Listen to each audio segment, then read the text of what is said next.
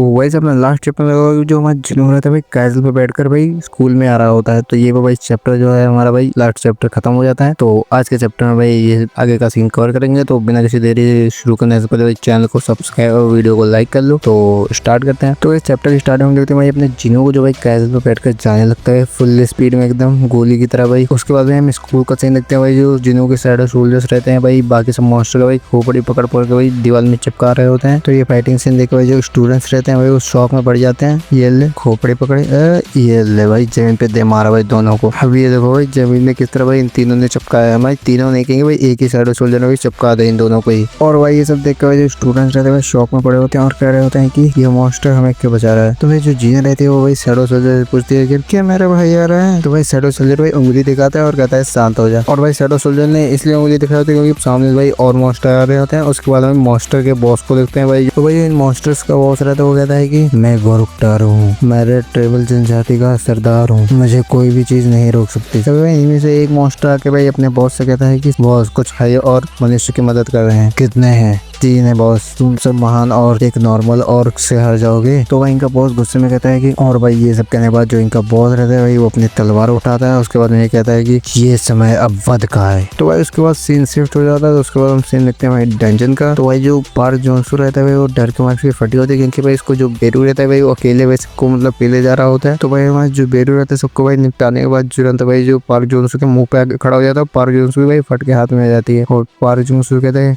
अब हमें चलना चाहिए। तो भाई अब पार्क जोन्स कहते हैं हाँ हमें चलना चाहिए। और भाई जितने भी हंटर्स रहते हैं वो भाई बेरू के पीछे जाने लगते हैं। उसके बाद भाई यहाँ पर सीन शिफ्ट हो जाता है। उसके बाद हम भाई स्कूल का सीन देखते हैं भाई। तो यहाँ पर भाई तीनों साइड सोल्जर्स जो रहते हैं भाई जीना के सामने खड़े होते हैं। उसके बाद में भाई इनका बॉस जो है ग्रुटोंग पता नहीं क्या नाम रहता है वो आता है। तो उनका भाई बॉस कहता है तुम मेरा कुछ नहीं उखाड़ सकते। और भाई जो उनके बॉस के चमचे रहते हैं भाई उसका नाम लेके चिल्ला रहे होते हैं खुशी के मारे मतलब की चैलेंज दे रहे हो एक तरफा। तो जो बॉस रहता है वो भाई शैडो सोल्जर से कहता है कि ये जो मेरे टैटूज है ये इसका सबूत है कि मैंने कितने लोगों को मारा है। उसके बाद जिनों के शैडो सोल्जर्स रहते हैं वो कहते हैं रिप्लाई में भाई तो तुझे तो अभी बहुत लोगों को मार देना चाहिए तो बस यहीं तक मार सकता था क्या। तो भाई जो इनका बॉस रहता है वो भाई अटैक कर देता है। तो भाई जो शैडो सोल्जर्स रहते हैं वो ब्लॉक कर लेते हैं मतलब कि उसकी तलवार को बॉस के। तो भाई जो इनका बॉस रहता है वो कहता है नॉट बैड लेकिन तुम्हारे पास इतना सोचने का वक्त नहीं है। अब तक भाई जो बॉस रहता है भाई एक शैडो सोल्जर को निपटा देता है भाई फिर दूसरे शैडो सोल्जर का भाई हाथ काट देता है। तब जो भाई बॉस रहता है वो कहता है कि ये कौन सा मंत्र है कि मैं तुम्हें मारता हूँ तुम्हें कोई फर्क ही नहीं पड़ता। कोई बात नहीं लेकिन मैं तुम सबको जितनी बार जिंदा होगा मैं उतनी बार मारूंगा। और भाई ये सब कहने के बाद जो बॉस रहता है भाई उसके मतलब सर में कुछ होने लगता है मतलब कि जो इंस्टिंक्ट है वो कहते हैं कि किल द ह्यूमंस मतलब कि मनुष्य को मारो। तो भाई जो बॉस रहता है मन में सोचने लगता है कि समय के साथ हालात बदतर होते जा रहे हैं मुझे जल्दी से इनके बॉस को मारना होगा। भाई जो बॉस है वही सोच रहा है बॉस को मारने की। तो मॉन्स्टर को लगता है भाई जीना ही जो है इन सबकी कंट्रोलर है। तो भाई जो मॉन्स्टर रहता है जीना को कहता है कि तू साली लड़की उस लड़की को पकड़ो। तो जो मॉन्स्टर के चमचे होते हैं भाई जो शैडो सोल्जर्स को भाई थोड़ा स्लो कर देते हैं मतलब कि उनको बार बार मारने लगते हैं और बार बार वो रीजनरेट होते रहते हैं। तभी भाई बॉस को टाइम मिल जाता है वो भाई जीना को पकड़ देता है और भाई जीना का मुंह पकड़े भाई वो दाबने लगता है भाई मॉन्स्टर मतलब बॉस जो रहता है। और भाई जीनो की प्रेजेंस को भाई वो फील कर लेता है भाई बॉस और भाई वो खिड़की की तरफ देखने लगता है। और भाई हम जीनो को देखते हैं जो कैजुअल पे बैठकर भाई आ रहा होता है बहुत तेज से। तो भाई यही देखकर भाई जो हमारा मॉन्स्टर रहता है भाई ना वो जीनो को छोड़ देता है भाई उसके हाथों से कांपने लगते हैं। भाई जो भाई जीना की सहेली रहती है जीना से पूछते हैं क्या तुम ठीक हो जीना। और भाई मॉन्स्टर जो है भाई देखने लगता है और भाई कुछ ज्यादा ही डरा हुआ लग रहा है और कह रहा है कि कोई शक्तिशाली चीज मेरी तरफ आ रही है कुछ भयानक होने वाला है। और भाई कुछ मॉन्स्टर तो भाई अपने बॉस को कांपते हुए देखकर भाई वो भी कांपने लगते हैं। तो भाई जिनो भाई खतरनाक एंट्री मारता है सीधा भाई तबाही धुआं कर देता है भाई। और भाई हम देखते हैं कि जो भाई बॉस है भाई वो उड़ के जाता है कुछ दूर और भाई जीना यहाँ पर खास रही होती है। तभी भाई जो हमारा जिनू रहता है भाई जीना के सर पर हाथ रखता है और कहता है कि अब तुम सेफ हो मेरी बहन।